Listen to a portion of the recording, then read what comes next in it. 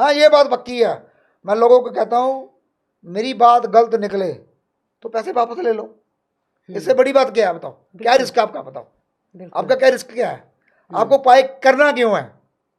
आपको तो प्रोडिक्शन लेनी ना भी मेरी ये प्रॉब्लम है सॉल्व होगी या नहीं होगी।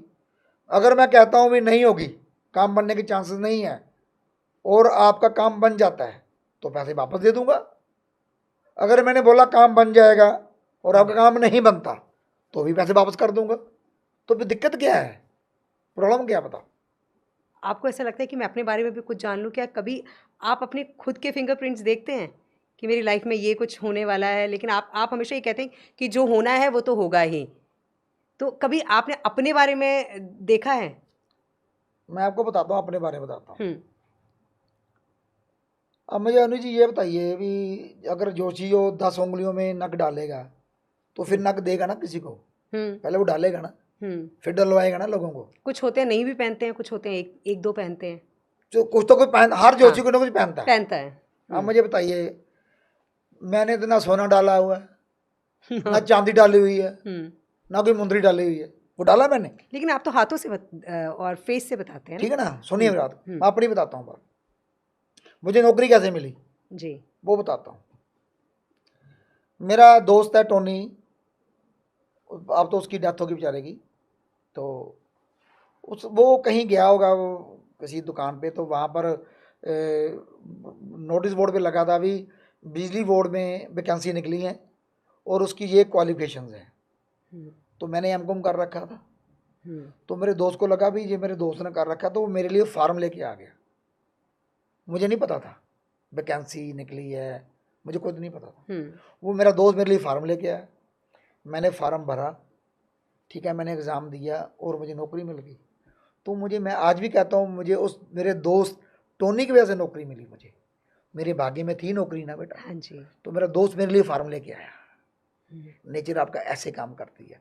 फिर और बताता हूँ, मेरी बिजली बोर्ड में जितनी देर मैं नौकरी की ना, मेरे अफसरों के साथ मेरे पंगे रहे हैं।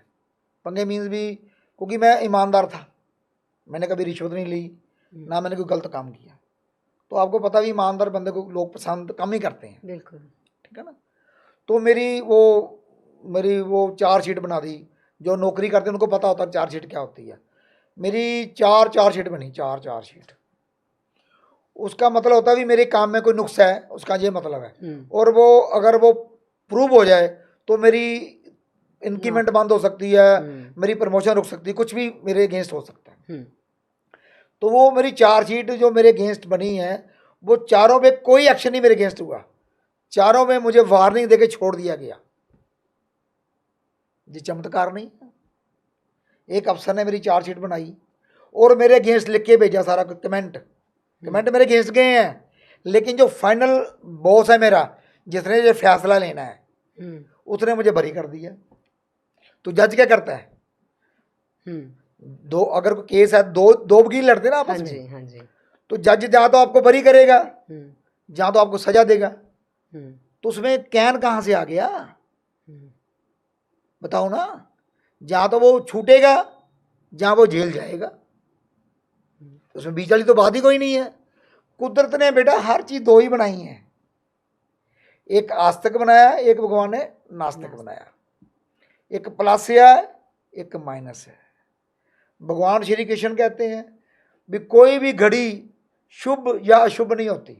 हर जोशी कहता है जी घड़ी शुभ में काम करो, वो गारंटी देने को तैयार है भी शुभ घड़ी में अगर शादी की जाएगी, कोई जगह का मुहूर्त किया जाएगा, वो काम चलेगा।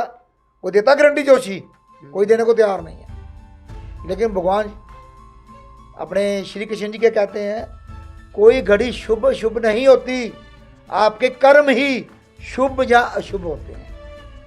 ये मैं नहीं कह रहा, वो श्री कृष्ण जी कह रहे हैं।